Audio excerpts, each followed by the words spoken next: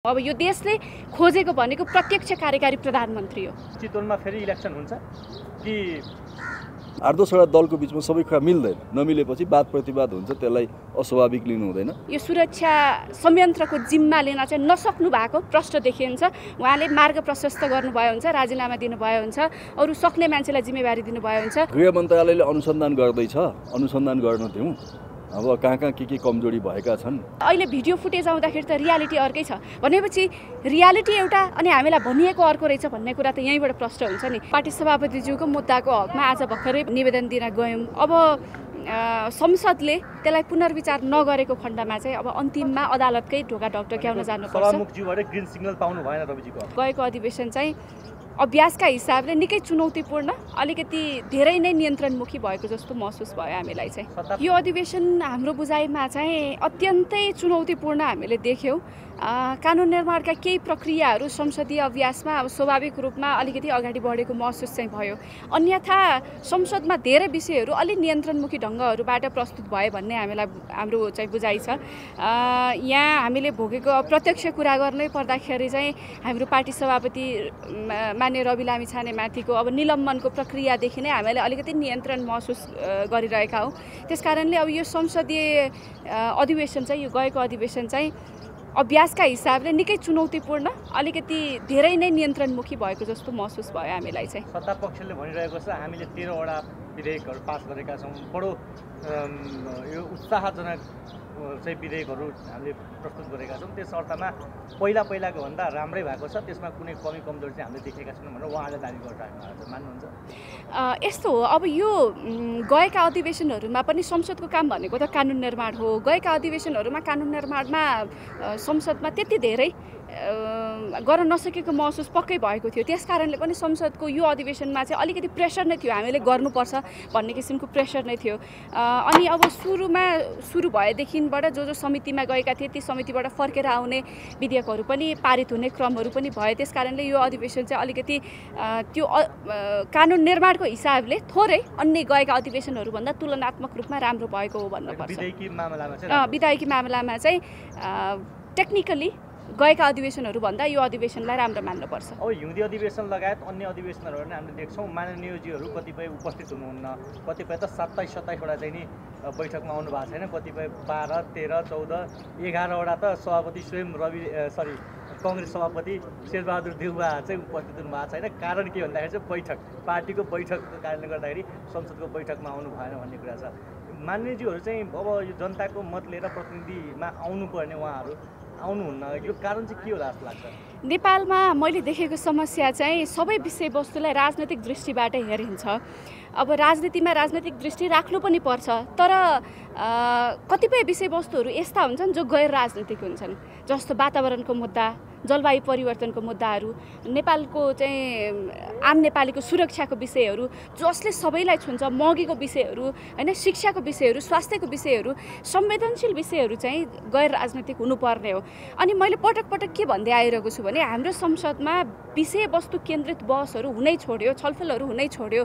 सांसदहरूको काम कानुन निर्माण हो, तर कानुन निर्माणमा पर्याप्त छलफल भएन भनेदेखि कस्तो कानुन बन्ला भन्ने चाहिँ पेचिलो प्रश्न हो। अनि हाम्रो संसदमा अहिले हामीले गएकै अधिवेशनमा यति धेरै कानुन बनायौँ भनेर भने तापनि धेरै जस्तो हाम्रो संसदका क्रियाकलापहरू चाहिँ नियन्त्रणमुखी, अलिकति आरोप प्रत्यारोप यसमा बगेको हामीले देख्यौँ। काम कसरी भयो भन्दा समितिहरूमा गएर संशोधनहरू हालेर त्यहाँ मार्फतबाट अलिकति भएको हो, तर संसदमा चाहिँ विषयवस्तुमा छलफल चाहिँ लगभग अब शून्य हुँदै गएको, एकदम पातलिँदै गएको अवस्था चाहिँ हामीले देखेका छौँ। त्यस कारणले पनि जहाँसम्म अब संसदमा किन नआउने, किन नआएका हुन् भन्ने खालको प्रश्न यहाँले गर्नुभएको छ, यो चाहिँ त्यति उपयुक्त होइन। जनताबाट निर्वाचित भएर आइसकेपछि सदनमा जानु, जनताका विषयहरू राख्नु, छलफल गर्नु भनेर पठाएको हो। अब कहिले मान्छेको अब आकस्मिक कुराहरू हुनसक्छ, यद्यपि लामो समय राख्दै गर्दाखेरि अब एकपटक होइन फेरि पटक त्यही दोहोरिँदै गर्दाखेरि चाहिँ यो चाहिँ राम्रो होइन।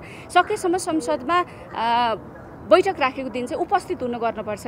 विशेष गरी अब वरिष्ठ नेताहरू होइन, अब राजनीतिक दलका नेतृत्वहरू चाहिँ प्रधानमन्त्री बोल्ने हुँदा अथवा चाहिँ आफू बोल्ने हुँदाखेरि मात्रै उपस्थित हुने, अन्य कुराहरूमा चाहिँ उपस्थित नहुने खालको चाहिँ सिन देखिन्छ। त्यसले चाहिँ संसदमा के खालको बहस चलिरहेछ, सांसदहरूले के विषयहरू उठाइरहनु भएको छ भन्ने कुराबाट उहाँहरू यदि अवगत नै हुनुहुन्न भनेदेखि एउटा दलको नेताको हैसियतले कस्तो खालको बनाउने भन्ने कुरामा कसरी विचार निर्माण गर्नु होला। त्यसकारणले उहाँहरूको उपस्थिति चाहिँ अन्य बैठकहरूमा एकदमै सधैँभरि होस् भन्ने अपेक्षा गर्छु म चाहिँ। प्रतिनिधि सभाको एउटा एजेन्डा विधेयक मात्र बनाउने होइन कि जनताप्रति पनि उत्तरदायी बन्ने, र खास गरेर प्रधानमन्त्री र सँगसँगै गृहमन्त्री चाहिँ जनताप्रति सामाजिक मुद्दाप्रति पनि त्यत्तिकै जवाफदेही हुने भन्ने कुरा पनि छ। त्यो पनि हो एउटा बाटो। अहिलेको समसामयिक जुन विषयवस्तु हामीले समाजमा देखिरहेका छौँ, देशमा देखिरहेका छौँ, यसप्रति चाहिँ संसद हाम्रो विधेयक बनाउनुभन्दा माथि उठेर कति चाहिँ काम गरेको जस्तो लाग्छ लाग्दैन सामाजिक रूपमा, राजनीतिक रूपमा र देशको परिस्थितिको रूपमा? संसदमा चाहिँ अब तपाईँले ठ्याक्कै एकदम राम्रो प्रश्न गर्नुभयो। अब विधायिकाको रूपमा एउटा विधेयक निर्माणको पाटोमा संसदले राम्रै क्रियाकलाप गरे तापनि सरकारको जवाफदेही हुने विषयमा चाहिँ एकदमै फितलो देखिएको छ। हामीले सदनमै धेरै कुराहरू खबरदारी गरेका छौँ, चेतावनी दिएका छौँ, नयाँ पुस्ताको खबरदारी हो भनेर पटक पटक भनेका छौँ, र पनि सरकारले चाहिँ त्यसलाई गम्भीरताको साथ नलिएको, जवाफदेही हुन नखोजेको जस्ता धेरै घटनाहरू छन्। सकभर अब संसदमै बोल्दाखेरि कति चाहिँ विषयवस्तुहरू फिल्टर गरेर प्रस्तुत गर्नुपर्ने बाध्यता चाहिँ आइपरेको लगायतका विषयवस्तुहरू पनि छन्। त्यसकारणले मैले भने नि अघि विधायिकाको रूपमा विधान निर्माणमा संसदको भूमिका अघिल्ला अधिवेशनहरूभन्दा तुलनात्मक रूपमा राम्रो देखिए तापनि संसदका अन्य गतिविधिहरू र सरकारलाई जवाफदेही बनाउने सवालमा चाहिँ धेरै नियन्त्रणमुखी भएको, धेरै नै अलिकति चुनौतीपूर्ण रहेको चाहिँ मलाई महसुस भएको छ। 15 गतेको घटनालाई पनि निकै चर्चाका साथ उठाइएको थियो। यद्यपि अब यो आज त बैठक सकिहाल्यो, अब फेरि कहिले आह्वान गरिन्छ थाहा छैन। अब यो मुद्दा चाहिँ कसरी अगाडि बढ्छ, कुलमानजीको मुद्दा कसरी अगाडि बढ्छ, र खास गरेर तपाईँहरूको आफ्नै सभापतिको पनि मुद्दा छ संसदमा आउने नआउने, त्यो मुद्दा कसरी अगाडि बढ्छ, यी तिनटै मुद्दाका फरक फरक धार छन्। यद्यपि संसदले यसमा धेरै ठुलो महत्त्व भूमिका खेल्छ। अब यी मुद्दाहरू चाहिँ के होला, कुलमानजीको, चैत 15 र रविजीको? अब हाम्रो पार्टी सभापतिज्यूको मुद्दाको हकमा आज भर्खरै पनि हामी सामान्य सभामुख महोदयसँग चाहिँ गएर निवेदन गऱ्यौँ। हामीले एकचोटि पहिल्यै पनि निवेदन दिएका थियौँ, यसलाई चाहिँ पुनरावलोकन गरिदिनुहोस् तपाईँले भनेर हामीले एकचोटि अनुरोध गरेका छौँ। हाम्रो सर्वोच्च निकाय, संसदको सर्वोच्च निकाय भनेकै चाहिँ संसद सचिवालयमा हाम्रो सामान्य सभामुख हुनुहुन्छ, त्यस कारणले उहाँलाई हामी निवेदन दिन गयौँ। अब संसदले त्यसलाई पुनर्विचार नगरेको खण्डमा चाहिँ अब अन्तिममा अदालतकै ढोका ढकढक्याउन जानुपर्छ। सभामुखज्यूबाट ग्रिन सिग्नल पाउनु भएन रविजीको?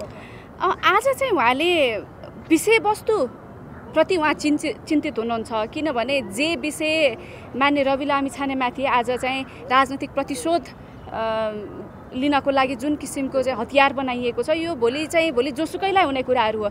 अब हाम्रो सभापति त राजनीतिमा आएको धेरै समय पनि भएको छैन, जे किसिमको मुद्दा लगाइएको छ उहाँले आफैले भन्नुभएको छ, हजुरबाले आर्जेको सम्पत्ति पनि नछोडिकन उहाँको श्रीमती, उहाँको बिहा हुनुभन्दा अगाडिको चाहिँ सम्पत्तिसम्म लिएर आएर यसरी मुद्दा लगाएर अनि निलम्बन गर्ने काम भएको छ। यसमा प्रतिशोध प्रष्ट देखिएको छ। तर यहाँ चाहिँ यो पार्लियामेन्टमा हेर्ने हो भनेदेखि, अन्य नेताहरू हेर्ने हो भनेदेखि भ्रष्टाचारमा नमुछिएका नेताहरू गनियो भनेदेखि कतिजना हुनुहुन्छ तपाईँ हामी आफैले देख्न सक्छौँ होइन। अब यहाँ त्यसरी नै मुद्दा लगाउने हो भनेदेखि यो दल बल यो यस्तो खालको प्रतिशोध लिने खालको अवस्था सिर्जना हुँदै गर्दाखेरि त सत्ता र शक्ति भनेको सधैँभरि आफ्नो हातमा हुँदैन, समयमै रहिरहँदैन। त्यसो भइरह्यो भनेदेखि त भोलि जसलाई पनि यो मुद्दा लगाएर यो संसदमा कतिजनालाई अब निकाल्ने हो, त्यो भ्रष्टाचार गरेको पैसा कसको पेटमा परेको छ भन्ने कुरा त तपाईँ हामी सबैजनालाई थाहा छ। त्यसरी जाँचियो भने व्यक्ति दिने बेला सभापतिले बडो गहकिलो शब्द प्रयोग गर्नुभएको छ, राज्य नै एउटा व्यक्तिको पछाडि लागिसक्दा कसको के लाग्छ भनेर भन्नुहुन्छ। भनेको आज पनि उहाँले त्यो भान पाइसक्नुभयो कि त्यो ग्रिन सिग्नल आउने बेला छैन, त्यही हो? समान्यज्यूको तर्फबाट चाहिँ अब हामीले गरेको होइन, अन्य कानुनहरूले नै गरेको कारणले गर्दाखेरि हामीले गरेको होइन, अन्य कानुनहरू नै सुधार गर्नुपर्छ भन्ने उहाँको मनसाय थियो। भनेको अब अदालत बाहेक अरू पक्कै अब अदालतै जानुपर्छ भन्ने किसिमको अवस्था पनि हो। अब यो चैत 15 गतेको घटना जसलाई चाहिँ तपाईँहरूले अब छानबिनको कुरा पनि उठाइराख्नु भएको छ, भर्खरै मैले नेकपा एमालेको तर्फबाट पनि सोधेँ, मानिसले भन्नुभयो गृहमन्त्रीले पहिला हेर्नु होला, त्यसपछि के कसरी अगाडि बढ्ने भन्ने कुरा हुन्छ। तपाईँहरूको ठ्याक्कै डिमान्ड चाहिँ के छ, यसमा कस्तो खालको छानबिन समिति बनाइनुपर्छ?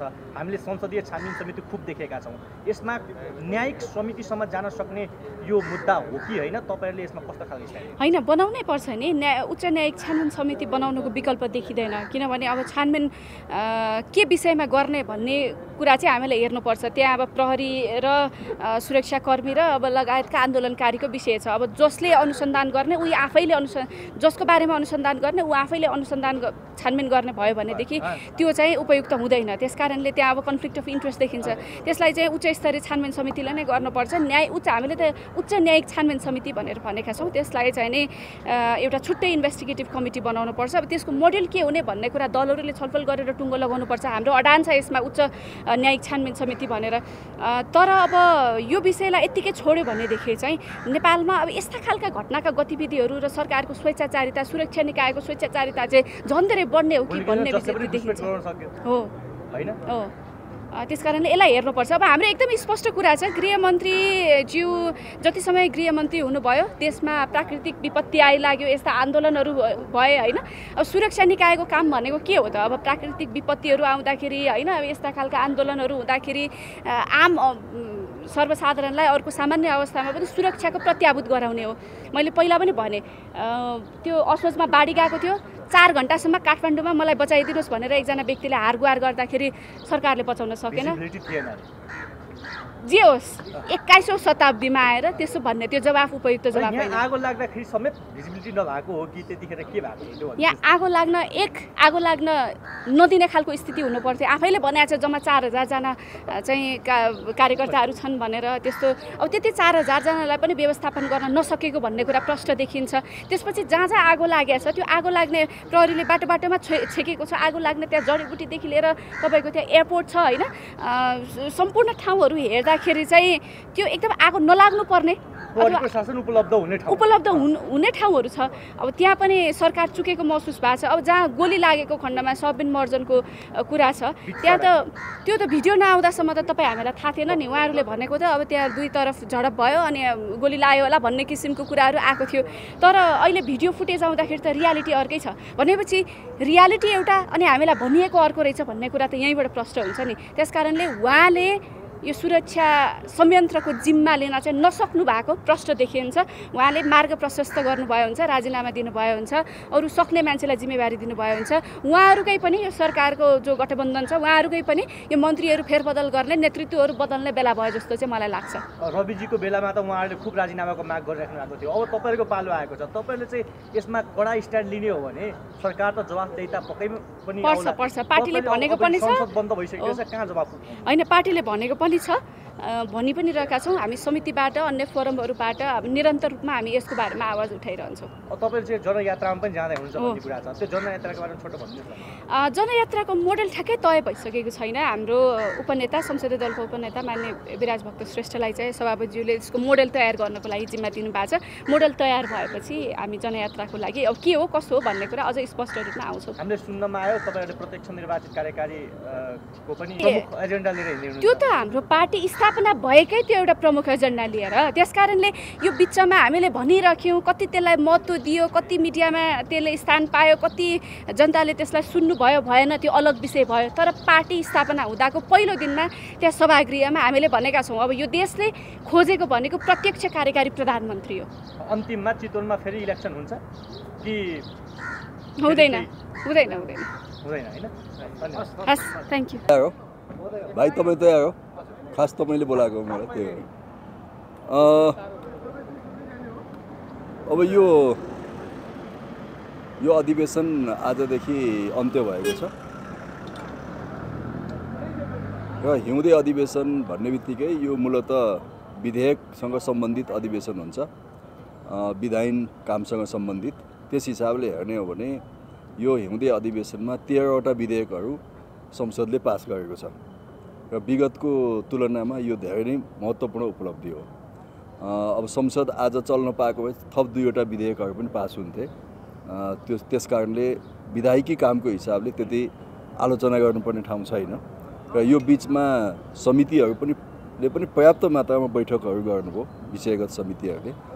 त्यस कारणले नै यो सम्भव भएको हो र साथसाथै सरकारले पनि केही महत्त्वपूर्ण विधेयकहरू यो हिउँदे अधिवेशनमा प्रस्तुत गरेको छ। सशस्त्र प्रहरी बल र नेपाल प्रहरी बलको सम्बन्धमा बनेको ऐनलाई यहाँ लिएर आएको छ विधेयकको रूपमा। नागरिकता संशोधन विधेयक ल्याएको छ।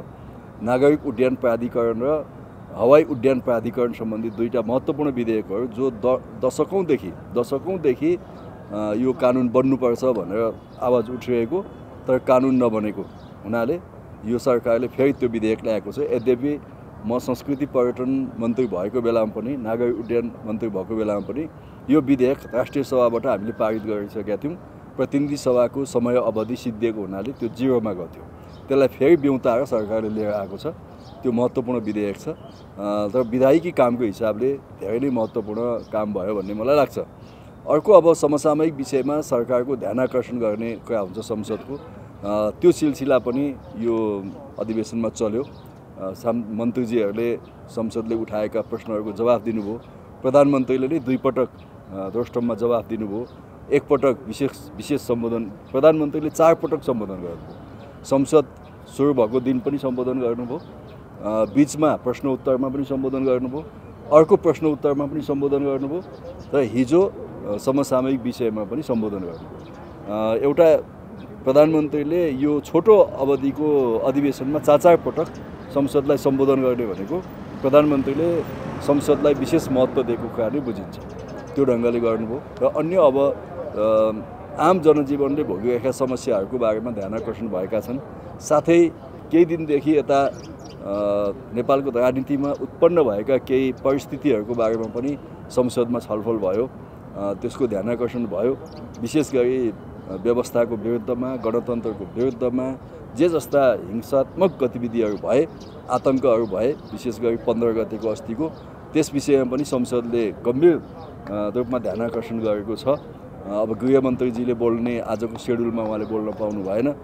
संसदमा हाम्रो एकजना मान्यज्यूको दुःखद निधन भएको कारणले गृहमन्त्रीजीले बोल्न पाएको भए त्यो किन घट्या थियो, त्यसमा सुरक्षा निकायको काहीँ कमजोरी भएको थियो कि सरकारको योजना के थियो, आयोजकहरूसँग कार्यक्रम आयोजना गर्ने आयोजकहरूसँग के सहमति भएको थियो, त्यो सहमति पालना भयो कि भएन भन्ने लगायतमा गृहमन्त्रीजीले त्यसमा सविस्तार बताउनुहुन्थ्यो नै।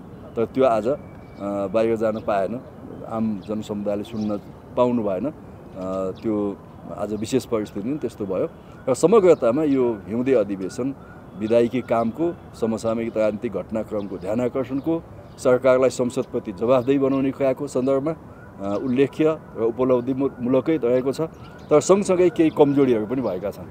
कमजोरीको पाटो हेर्दा अलिकति यो 79 को निर्वाचनपछि बनेको प्रतिनिधि सभामा अलिकति परिपक्वता, सहिष्णुताको कुराहरू खड्किराखेको मैले देख्छु हैन। अब एउटा मान्यजी बोलिरहँदाखेरि डिस्टर्ब गर्ने, प्रधानमन्त्री बोलिरहँदाखेरि डिस्टर्ब गर्ने, अलिकति आदरपूर्वक सम्बोधन गर्नुपर्ने कुरामा नगर्ने, होच्याउने हैन, अलि उत्तेजना फैलाउने टाइपका कतिपय अभिव्यक्तिहरू यो संसदमा आइरहेका छन्।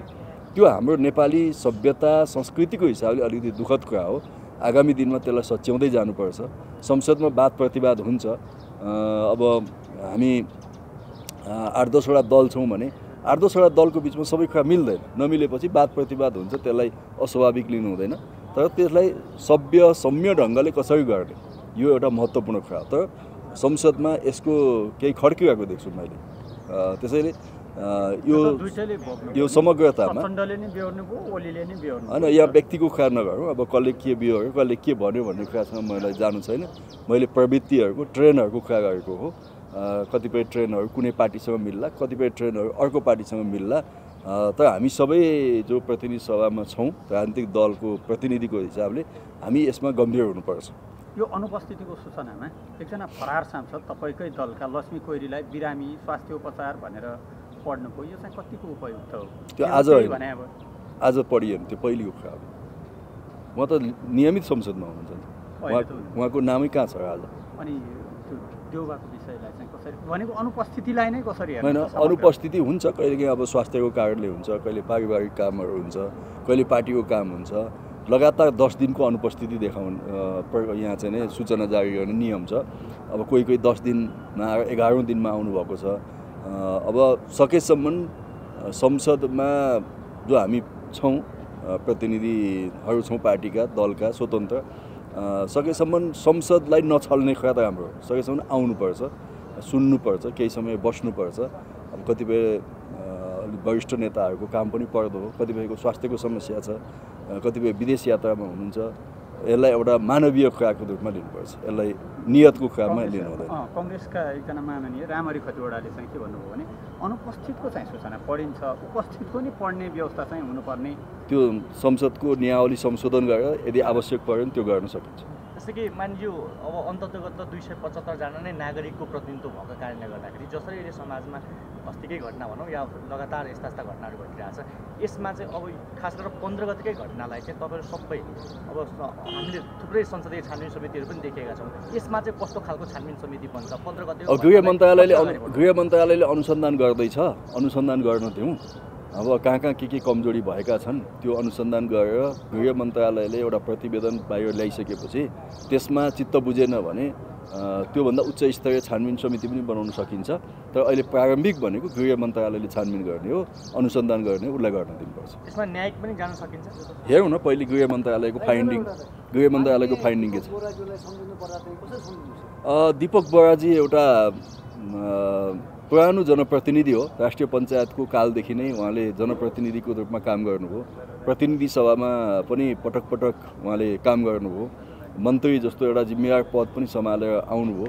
एकजना परिपक्व सांसद हामीले गुमाएका छौँ, जनप्रतिनिधि गुमाएका छौँ। म उहाँलाई चाहिँ भावपूर्ण श्रद्धाञ्जली भन्न चाहन्छु।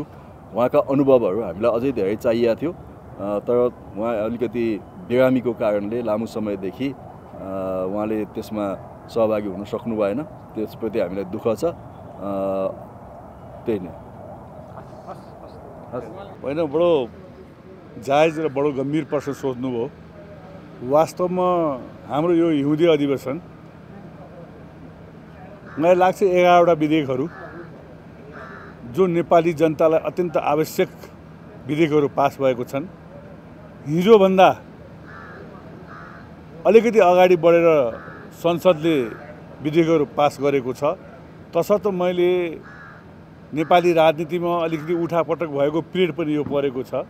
यस्तो अवस्थामा यो भएको कुरालाई ठिकै तपाईँहरूले भन्नुहोला नि, नम्बरिङ गर्दा कति भन्नुहुन्छ नि, 51 नम्बरिङ गर्ने अवस्था छ। ठिकै छ, अहिलेको तपाईँको जस्तो धेरै हाम्रो चाहिँ पोलिटिकली जुन चाहिँ नि राजनीतिमा तलमाथि भएको छ, त्यो कारणले चाहिँ नि अहिले भएका विधेयकहरू 11वटा पास भएको कारणले हिजोको भन्दा चाहिँ अलिकति राम्रो भएको छ।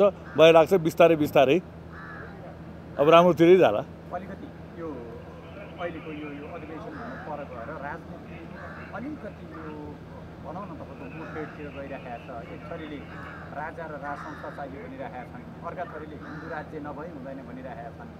तपाईँहरूको कङ्ग्रेसभित्र पनि हिन्दू राज्यका लागि धेरै चाहिने तपाईँहरू उफ्रिरहनु भएको छ केही नेताहरू। के कङ्ग्रेसले चाहिँ अब हिन्दू राज्य बोक्नुपर्छ भनेर तपाईँहरू लागिरहनु भएको हो? हेर्नुहोस्, आजभन्दा करिबन कति वर्ष भयो हामीले संविधान बनाएको? मलाई लाग्छ 72मा होइन हाम्रो संविधान आएको। 72मा तपाईँ जस्तो अत्यन्त विशिष्ट पत्रकार साथीहरूलाई अलिकति गम्भीर भएर यो सुन्नुहोस् भन्न म चाहन्छु। 72 सालमा संविधान आउँदाखेरि तत्कालीन समयमा पनि म संविधान सभा सदस्य थिएँ र त्यति बेला हामीलाई संविधान बनाउने कुरामा हामी अधिराज्य यो राष्ट्रभरि हामी चाहिँ नि सबै जनताको राय बुझ्न गएका थियौँ। म तपाईँहरूको माध्यमबाट आग्रह गर्न चाहन्छु, तत्कालीन समयमा 75 भनौँ अथवा 77 जिल्लाभरि, त्यो 77 जिल्ला भइसकेको थिएन, 75 जिल्लाभरि हामी संविधान सभा सदस्यहरू राय लिन गएका थियौँ। म अहिले पनि भन्छु, तत्कालीन समयमा त्यो राय दिएको नेपाली जनताले दिएको राय बोरामा बन्द छ। त्यो बोरामा बन्द दिएको राय अहिले खोलियोस् त। त्यो खोल्दाखेरि देखिन्छ नेपाली जनताले करिबन 82%, अब भनौँ यो अन्दाजको कुरो हो, 80-82% जनताले चाहिँ हिन्दू राष्ट्र हुनुपर्छ भनेको थियो। कसैले हिन्दू राष्ट्रलाई हटाऊ भनेको अवस्था थिएन। तसर्थ हामी धेरैले नेपाल र नेपाली जनताहरूले पनि नेपाल अधिराज्यभरि, तपाईँलाई म रेकर्ड भनौँ, नियर अबाउट 165 क्रिस्चियनिटी मुलुकहरू छन्, 15वटा मुलुकहरू कति मुस्लिम मुलुकहरू छन्। नेपालभरि अधिराज्यभरि एउटा के अरे राष्ट्र यो संसारभरि एउटा चाहिँ हिन्दू राज्य होस् भन्ने धेरैको चाहिँ चाहना थियो। त्यो बोरामा बन्द भएको अहिले पनि भन्छु, त्यो अभिलेख अथवा त्यो बेला दिएको रायहरू राखिएको होला, त्यो हेर्नुहोस् न।